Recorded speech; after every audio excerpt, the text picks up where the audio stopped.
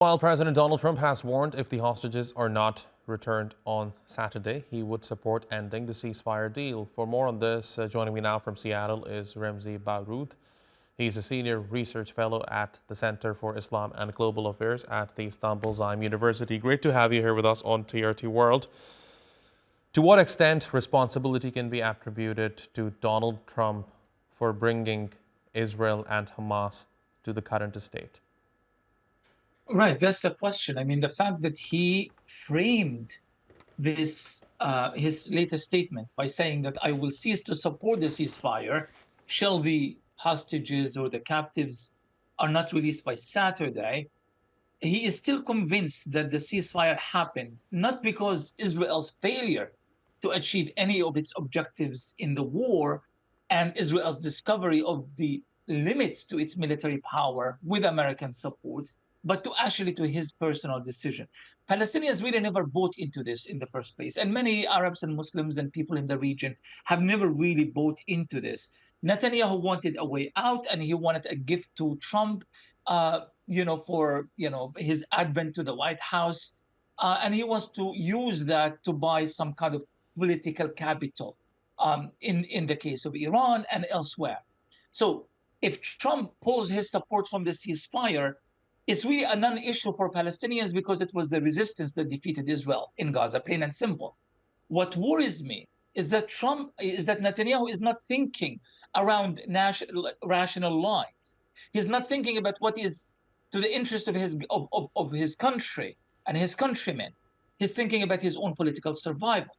So he might, in fact, interpret what Trump has just said and what Trump has said earlier regarding ownership of Gaza and the ethnic cleansing of Palestinians as a new lifeline to carry out yet another round of slaughter in Gaza with the hope of this time of telling Trump, listen, I am doing this to implement and honor your proposal regarding the ethnic cleansing of Palestinians out of the Strip. So there is a real danger here. The question is, will this end up happening? Will Trump actually give him the needed space to actually carry out whatever strategy he has? Right. And Ramzy, it seems to me Donald Trump is committed to this plan because when he floated this bizarre idea of the United States owning the Gaza Strip and constructing buildings over there and ethnically cleansing Palestinians, forcefully expelling them from their homes, and now he has said he won't be allowing them back into the territory. I mean, at the time, there was this concern among the international community whether or not Donald Trump actually means it because, he does that from time to time. He floats a bizarre idea and then waits for the international community's reaction. If the reaction is positive, he pursues that idea. If it's negative, he drops it. But even though the reaction has been very negative, not just from, Palestinians, but across the Middle East, much of the Arab world has denounced this idea. He still continues to double down. Why is that? Exactly. So he is doubling down, partly because he is arrogant and stubborn, but also because he doesn't really understand anything about the Middle East. I mean, he's really under the impression, and he said that previously, I just go there and they keep giving me money. I mean, he just thinks that there is a place where business opportunities, more Trump towers, more hotels, that sort of thing. He doesn't understand the complexity of the Middle East, the history of the Middle East. He thinks that Gaza is for sale. It's all about the price. There has to be a price for Gaza. Otherwise, it's irrational according to his own culture and his own way of thinking. But there is something else here. Trump likes to have leverage.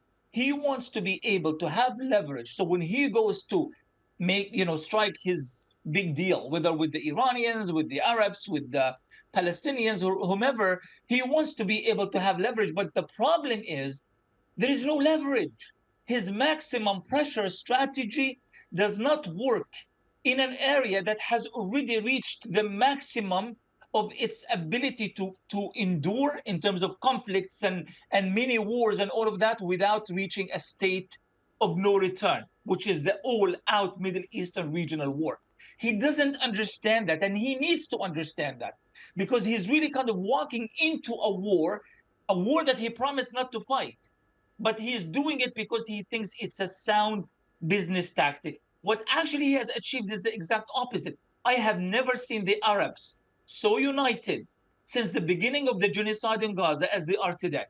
And they are united around a pro-Palestine discourse. Remember when Sisi said that no Palestinians are going to be sent to the Sinai Desert in the very beginning? He said, we have our own problem with militancy and terrorism. Now he is rephrasing that and saying Palestinians will not be pushed to the Sinai because we will not be part of this injustice against the Palestinian people. So the nature and the essence of the discourse is changing, and Arabs are finally finding some sort of points of unity around Palestine. This is not at all what Trump wanted, and this is exactly what he's getting. Fascinating insights. Ramzy Baroud, thanks very much for joining me here on Tier 2 World. I really appreciate you taking out the time.